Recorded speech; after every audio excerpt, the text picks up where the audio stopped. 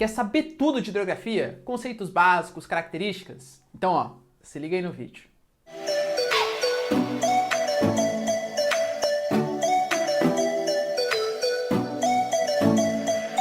Fala, galera, beleza? Também tá legal, tranquilo de boa? Então tá, ó. Galera, é o seguinte. Na aula de hoje a gente vai aprender um pouquinho sobre hidrografia, falar um pouco sobre os conceitos básicos e tal, porque a partir dessa aula vocês conseguem se apropriar desses conceitos, o que é uma bacia hidrográfica, o que é um tal VEG, alto curso, baixo curso, enfim, as características gerais de um rio e aplicar isso para a característica de cada país. Então você vai conseguir estudar a hidrografia da China, do Brasil, que é a mais importante, claro, né, pra gente, e por aí vai. Para a gente conseguir entender a hidrografia, primeiro, eu vou me utilizar, como sempre, os nossos mapinhas esquemáticos, né? O que é isso, professor? Isso aqui é um rio. Não, professor, você tá mentindo. Juro que é um rio, tá? Só que imaginem vocês que é como se fosse uma visão aérea de um rio. Então, por exemplo, por essa imagem que eu estou representando para vocês, eu consigo saber qual que é o ponto mais alto e mais baixo? Não. Não é que aqui é um ponto mais alto, aqui é mais baixo.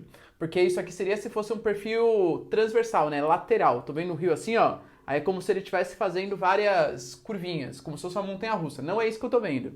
O que eu tô vendo é de cima. Então imagina, eu tô aqui com um helicóptero, eu tô vendo o rio vindo para a esquerda, para a direita e por aí vai.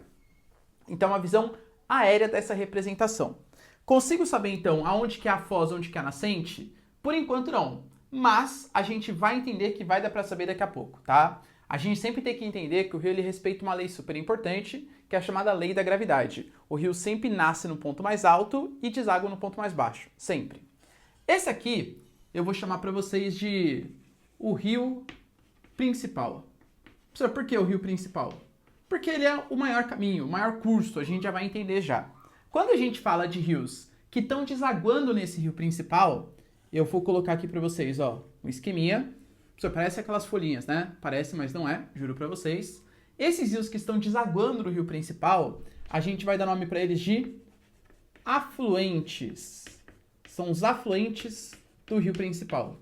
E claro, isso aqui é um afluente, isso aqui é um afluente, isso aqui é um afluente. Existem rios que podem chegar a desaguar nesses afluentes. Aí a gente vai dar um nome diferente. Vai ser o que a gente vai chamar de os subafluentes. E se a gente quiser, a gente pode continuar nessa brincadeira, tá? Então, o rio principal tem os seus afluentes têm os seus subafluentes.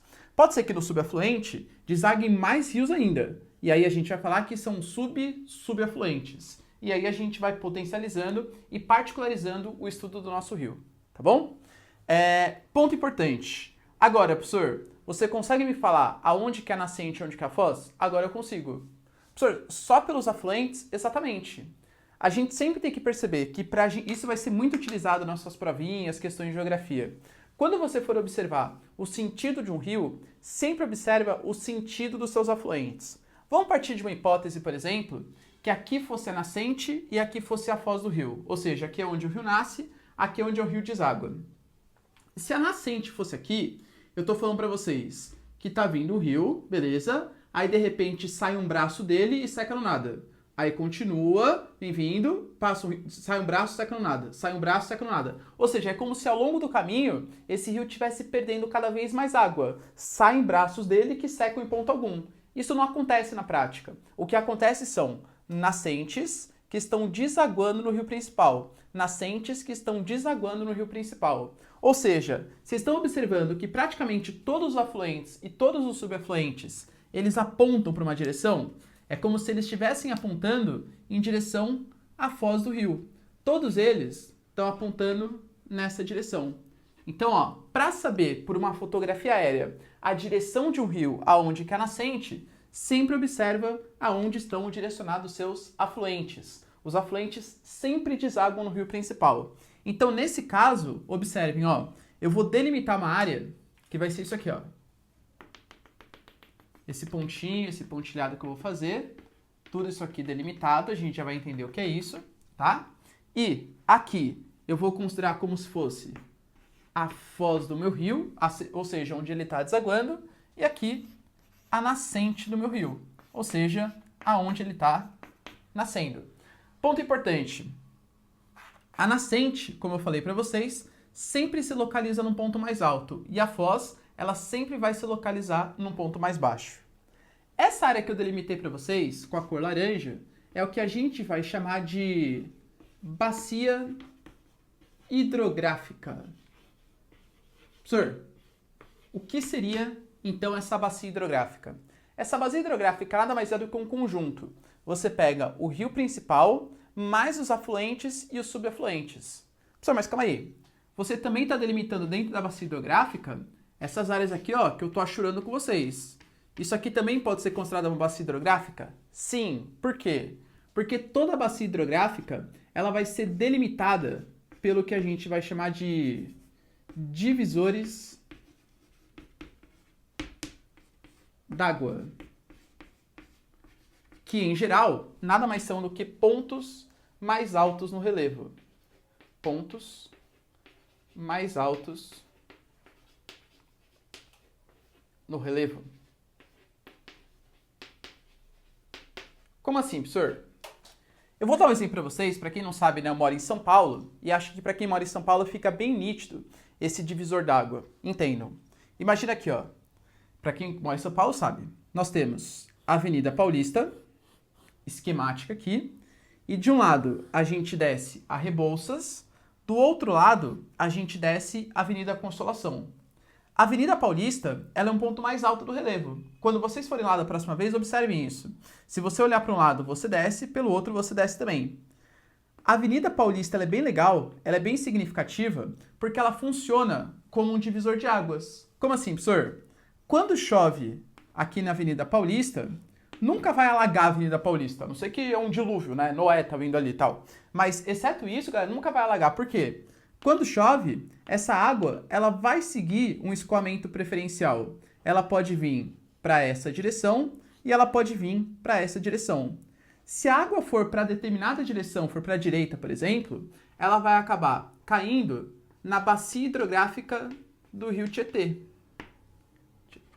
Se ela vier para essa direção, ela vai acabar caindo na bacia hidrográfica do rio Pinheiros.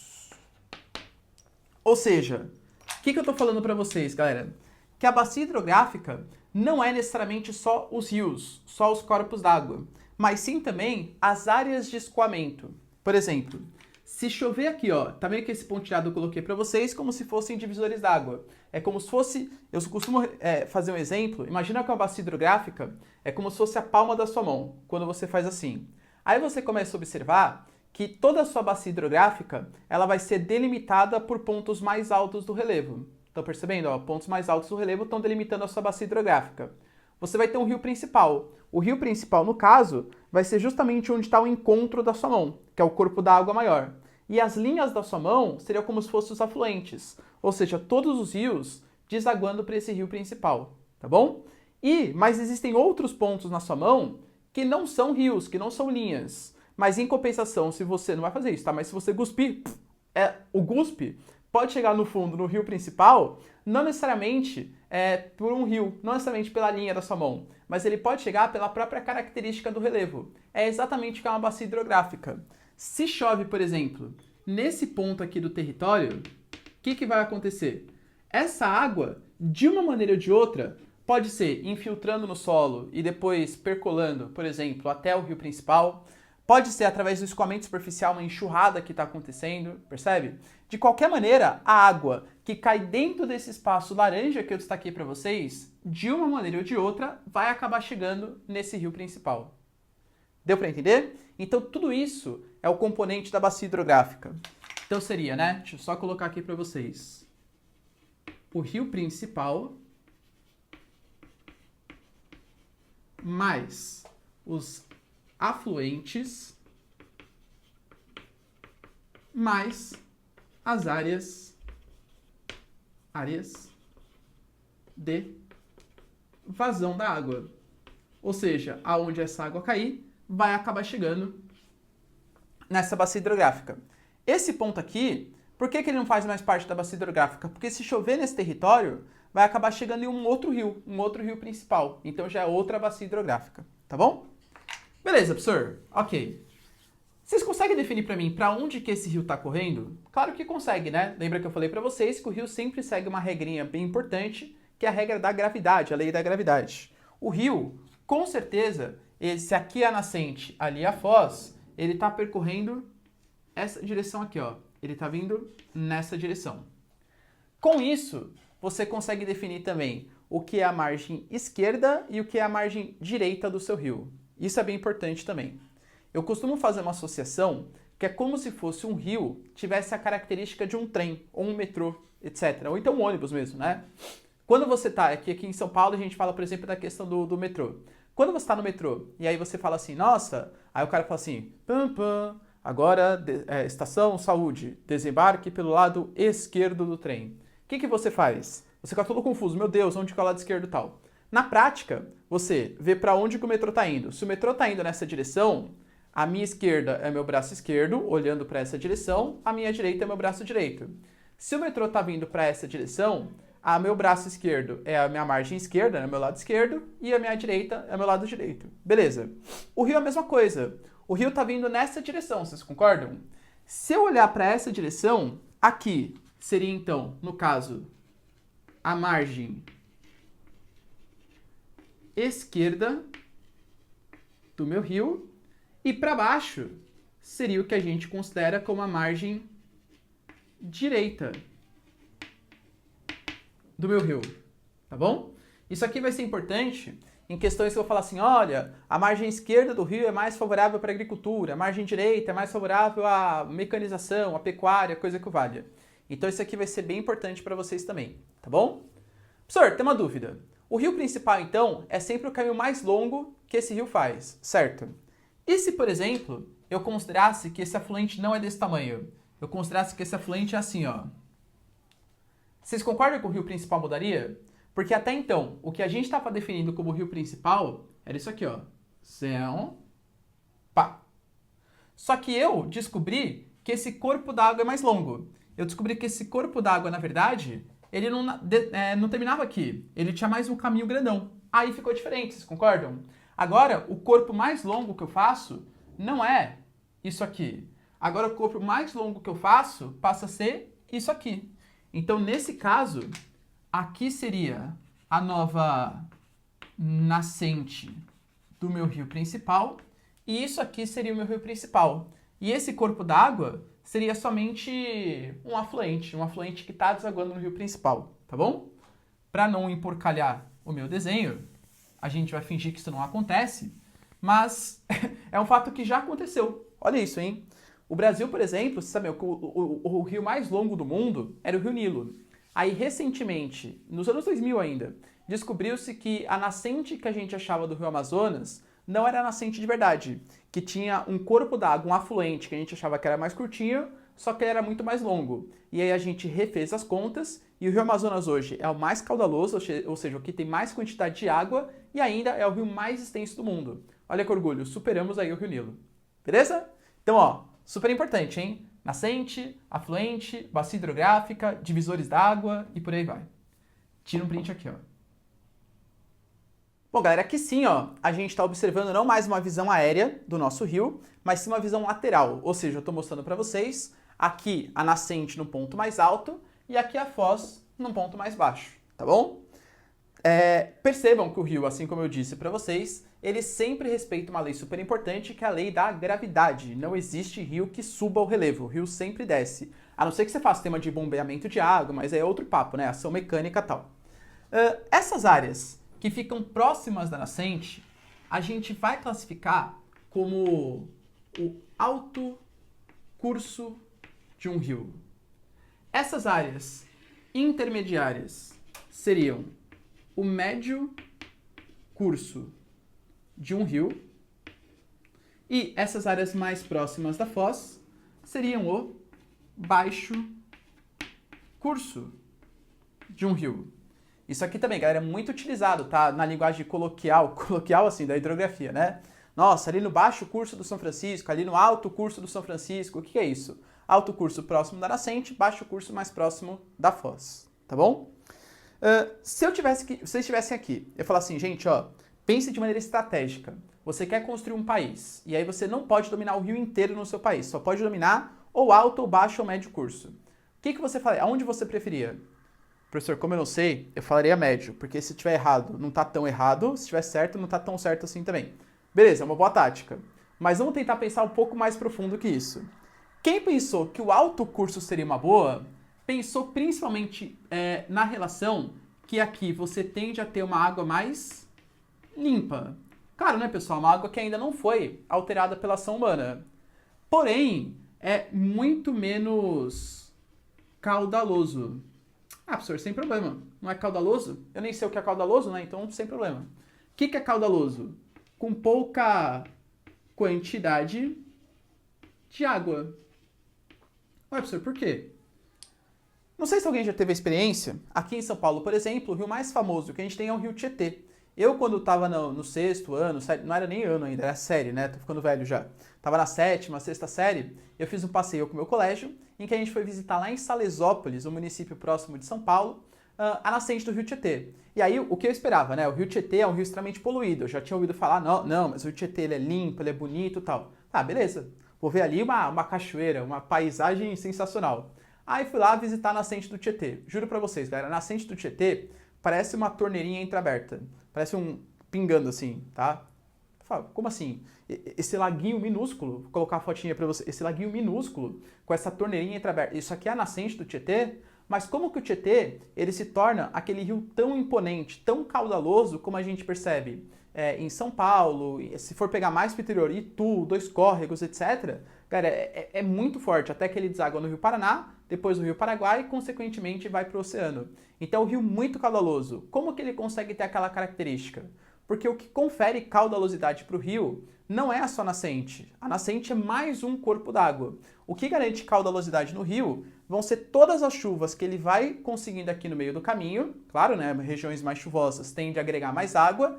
E, principalmente, os afluentes que chegam nesse rio. Então, se você for pegar o baixo curso, cara, tenham certeza que aqui você vai ter um rio muito mais caudaloso. Claro, foi chovendo no caminho inteiro e foi caindo um monte de afluente, água de outras nascentes, fica o rio muito mais caudaloso. Mas, em compensação, é um rio que já foi mais alterado pela ação humana. Então, você tem o benefício e o malefício. Uma coisa que pouca gente se toca, né? Uma coisa que, por exemplo, eu também não tinha muita noção. E, aliás, até tinha vergonha de perguntar, porque, todo mundo sabe, né? Todo mundo sabe isso. E ninguém sabe de verdade. Como que nasce um rio? Como que você tem a nascente do Rio Tietê, por exemplo? E para explicar isso, vou utilizar aqui num desenho esquemático. Imaginem vocês que nós temos uma camadinha de solo, e solo é sedimento, areia, tal, essas coisas. O solo, ele é completamente permeável. E aqui embaixo, a gente vai ter uma camadinha de rocha. E essa rocha não é permeável, ou seja, a água não consegue penetrar. Quando começa a chover aqui, o que vai acontecer? Essa água vai infiltrando, só que ela não consegue infiltrar na rocha. Então ela vai começar a se acumular nessa beirinha aqui, ó. Esse acúmulo de água entre aonde é permeável e aonde é impermeável, se for uma água corrente, a gente pode chamar isso aqui de um lençol freático. Ah, professor, então isso que é um lençol freático? Sim. O lençol freático nada mais é do que água no poro do solo, no sedimento, no meio dos sedimentos ali do solo. E aí imagina que a gente tem isso aqui acontecendo, ó. Zéu, zéu, e aqui a rocha continuando.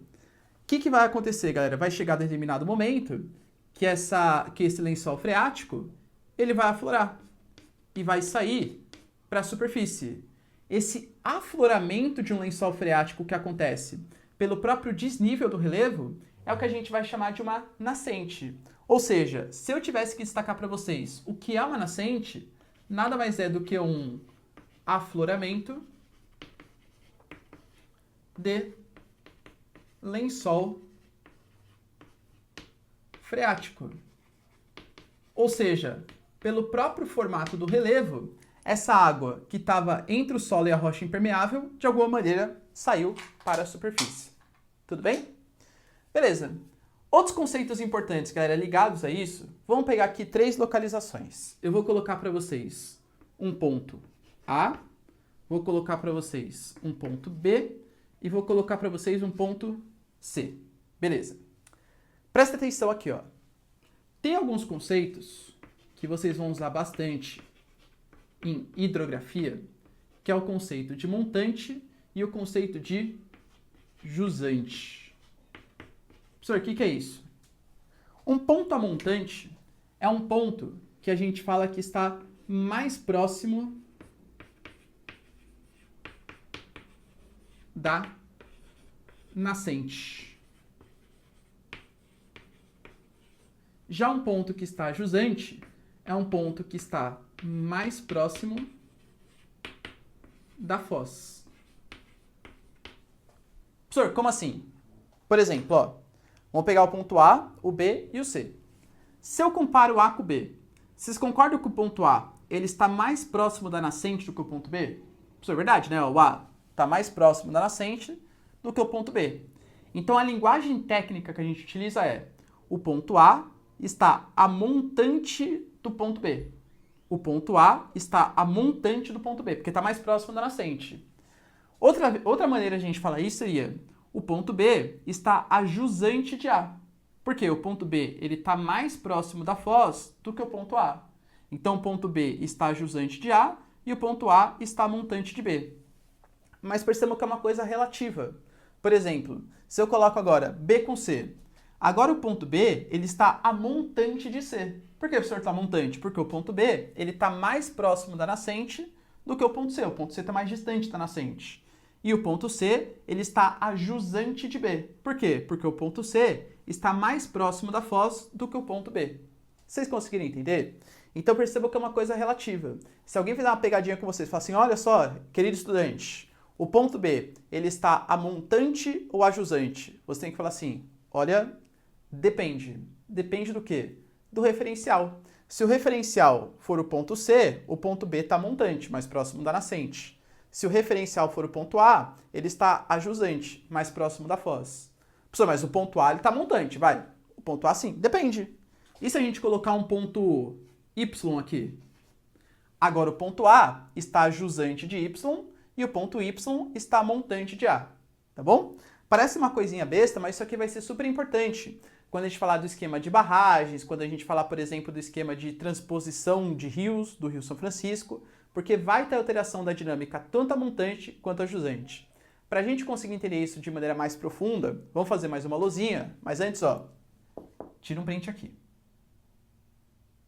Então, os dois exemplos interessantes, onde pode aparecer o conceito de montante e jusante, tá aqui, ó. Aqui eu coloquei para vocês, só não é, tá? Uma visão aérea de um rio, nascente e a foz. Beleza. Vou imaginar que esse rio ele tem grande declividade, eu quero colocar uma hidrelétrica, uma barragem aí. Pô, legal, professor. Você vai lá e, faz uma barragem aqui, ó. Construir uma barragem. Toda barragem, toda hidrelétrica, ela vai criar um lago artificial. Sério? Sério. Você pega Itaipu, por exemplo, um reservatório gigantesco, alagou um monte de coisa. Aqui no Nordeste, por exemplo, Sobradinho, que também alagou um monte de cidade. Então, toda hidrelétrica tem sim uma série de impactos ambientais. Quando eu coloco para vocês aqui uma barragem, essa barragem vai criar um lago artificial. Se a nascente aqui, a foz está aqui, eu estou falando para vocês que o rio está percorrendo essa direção. Ou seja, vai ter uma barragem que vai interromper essa passagem de água, o lago artificial ele vai começar a se acumular aqui, ó, nessas porções. Vocês entendem por que a hidrelétrica ela é tão perigosa? Quando vai acumulando essa água, pode ser, por exemplo, que tenha vegetação no seu entorno, e aí acontece que nem aconteceu com Balbina, que você inundou uma vegetação gigantesca, apodreceu as árvores, liberou metano para a atmosfera. Pode ser que tinham comunidades ribeirinhas, comunidades indígenas, comunidades pesqueiras, etc. Mas enfim, isso é um papo para uma outra aula, tá bom? Aqui o que vai acontecer? Percebam que a gente teve a formação de um lago. Esse lago artificial, obviamente. Esse lago artificial, ele está a montante ou a jusante da barragem? Galera, concorda que ele está mais próximo da nascente do que a barragem? Então, esse lago artificial, ele está a montante da barragem. E em uma hidrelétrica, todo lago artificial, ele fica a montante da barragem. Ele fica antes da barragem. E claro, né, a água está vindo nessa direção. E existe o perigo da gente ter uma redução do fluxo de água. Redução da vazão de água. Ou seja, já que a gente está colocando uma barragem, a gente controla a vazão. Essa redução de vazão acontece a jusante da nossa barragem. Jusante da barragem. Ah, professor, entendi os conceitos de montante e jusante. Jusante depois da barragem, montante antes da barragem. Beleza, tá? Só porque você desenhou um Doritos ali na lousa? Não, um Doritos. Aquilo ali é nosso Brasilzão esquemático. Aqui eu vou colocar para vocês um riozinho. Riozinho é modo de falar, tá? Que nasce em Minas, na Serra da Canastra, e deságua entre Alagoas e Sergipe. Famosíssimo Rio São Francisco. O Rio São Francisco ele está passando por um processo hoje quase finalizado, que é um projeto de transposição das suas águas. Ou seja, vai, através de canais artificiais, desviar parte das águas para abastecer o sertão nordestino. Se a gente está criando canais artificiais que desviam parcela das águas, há uma tendência de redução da vazão a jusante da transposição, ou seja, depois que acontece o processo de transposição. Viu como esses nomes podem aparecer para vocês? Aliás, a redução da vazão vai ser em baixo, alto ou médio curso? Galera, com certeza em baixo curso, ou seja, mais próximo da foz, a jusante do processo de transposição. Tudo bem? E por fim, uma outra maneira da gente visualizar os nossos rios, que seria assim, ó. Nós temos aqui, aí tem uma breve caidinha, aí temos o riozinho aqui, pá, tá? Uma leve subidinha e nesse esqueminha. Imaginem vocês que aqui nós temos o riozinho. Galera, esse rio, esse corpo d'água, vai ser com uma visão lateral isso aqui, tá? Tô observando a trajetória do nosso relevo. O ponto mais fundo de um rio é o que a gente vai conhecer como o Talweg. Talweg. É o ponto mais fundo de um rio. Isso aqui é muito importante para a geopolítica. Geralmente, a gente sabe, né, que os limites, as fronteiras entre países e estados, elas são feitas por acidentes geográficos, por questões geográficas, ou um monte, um relevo, um rio, tal. Geralmente, o que faz com que determinada porção seja de um país e de outro é o Talweg. Então, por exemplo, o que separa, sei lá, São Paulo do Paraná. Talweg do Rio, percebe? Então, o Talweg, ele tem uma questão política super importante de separação de fronteiras. É o ponto mais fundo do nosso rio. Esse ponto aqui é a margem esquerda, no caso, aqui é a margem direita, se a gente for imaginar que o rio está indo em direção à lousa. Beleza. Só que esse rio, ele pode ter períodos de cheia e períodos de seca. Vou imaginar, por exemplo, que isso aqui é um rio no período de seca. Quando chove, esse rio ele consegue encher e fica mais ou menos nessa proporção aqui, ó. Aí, tudo isso fica um corpo de água. Vocês percebem que essa região de margem ela então inunda periodicamente? Essas áreas que estão inundando periodicamente, a gente vai chamar de áreas de várzea. A área de várzea dos rios.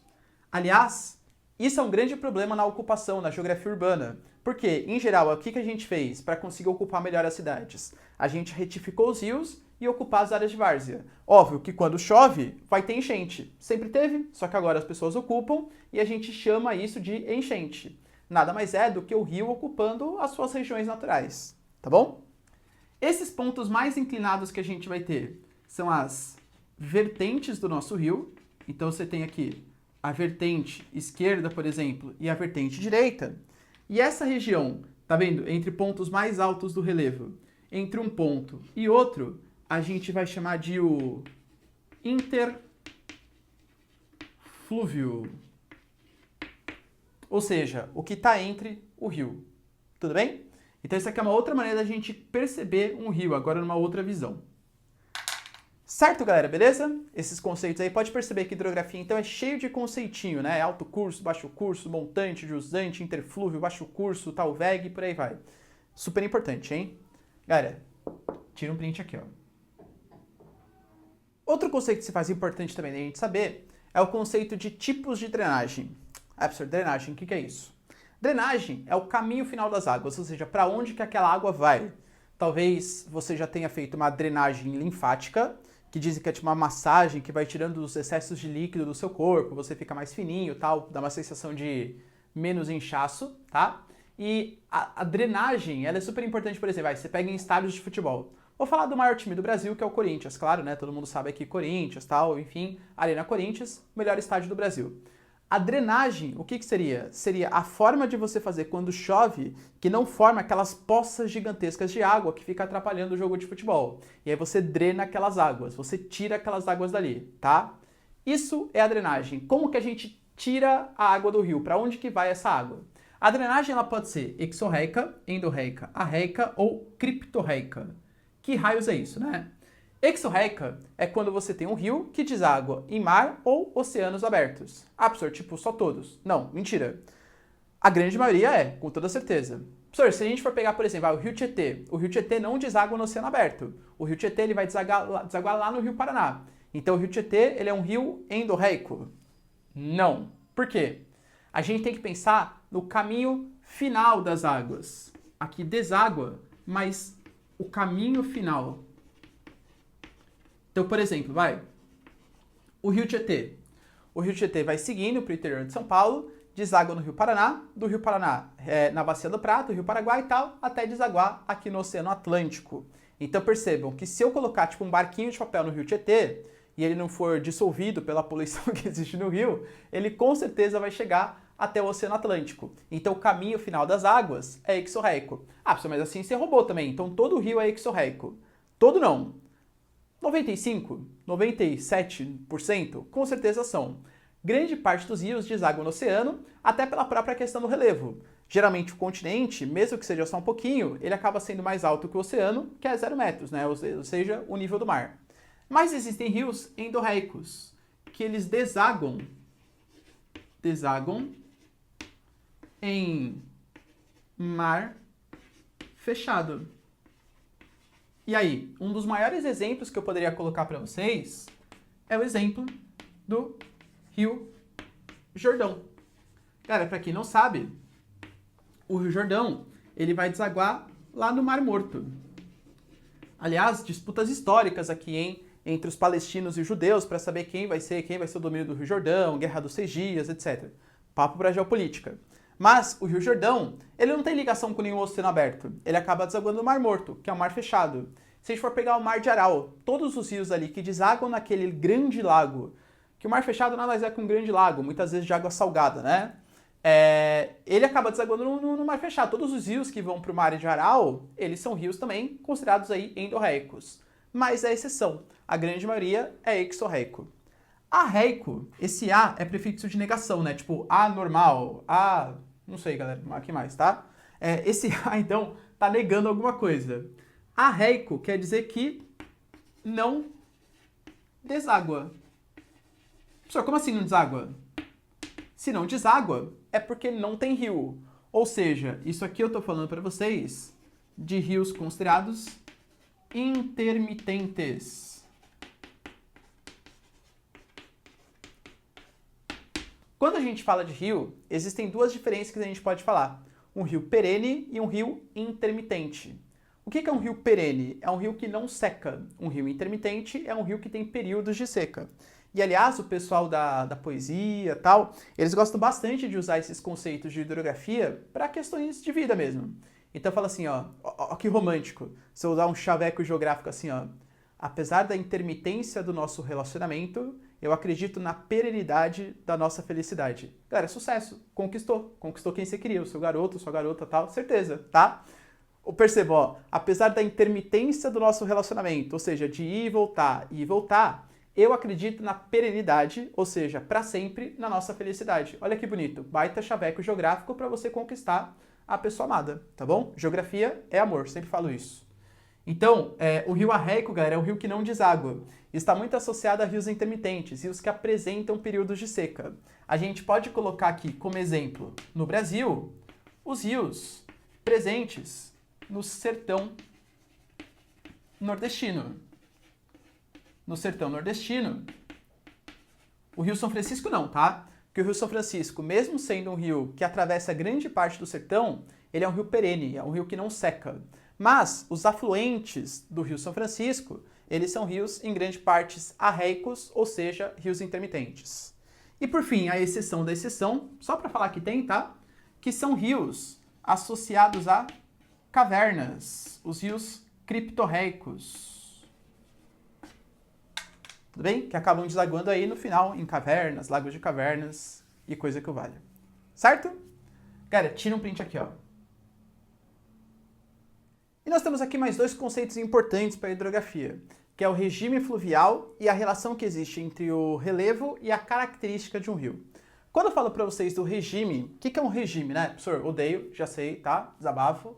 Mas o regime fluvial, ele é a característica de um rio, a característica dos períodos de cheia e de secas, ou seja, de cheias e vazantes. Vazante é um nome que aparece bastante na sua provinha, tá?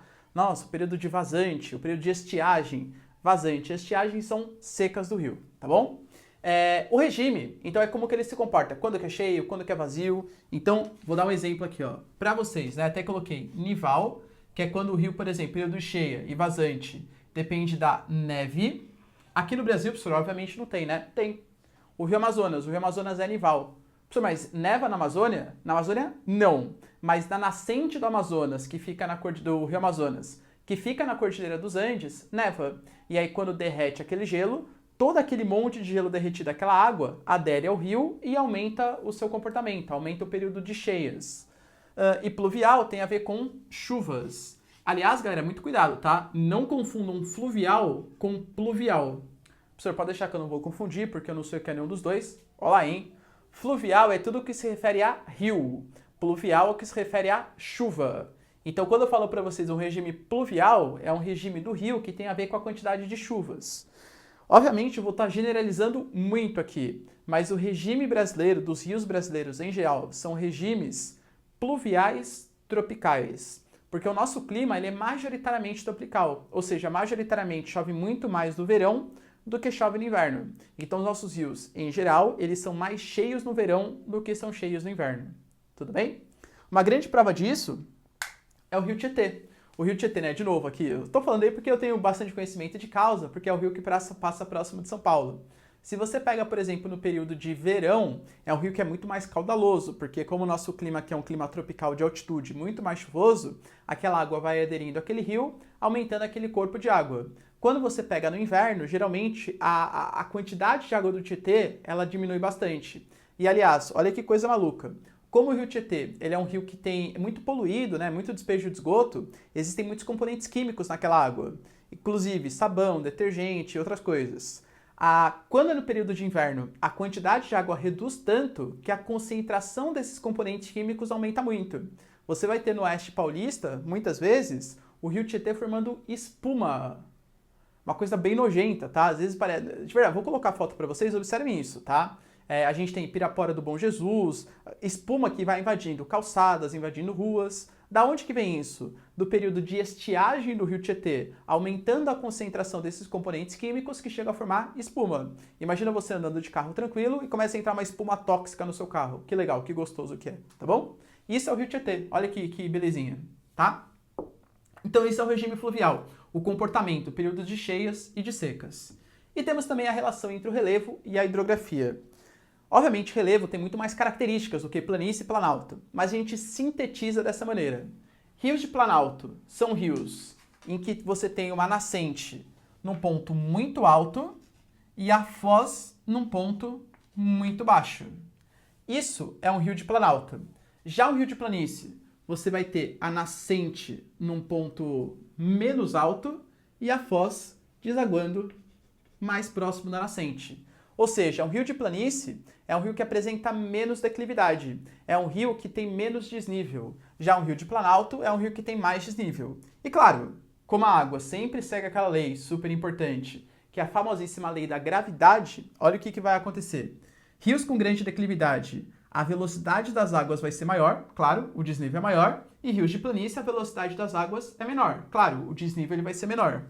Com isso, os rios de planalto em geral, eles apresentam menos meandros. Olha mais uma palavrinha bonita para o seu vocabulário literário aí. Apesar dos meandros do nosso relacionamento e das intermitências dele, eu acredito na perenidade da nossa felicidade. Olha que coisa linda, galera. O que é meandro? Meandro nada mais é do que uma palavrinha bonita para curva. As curvas do rio.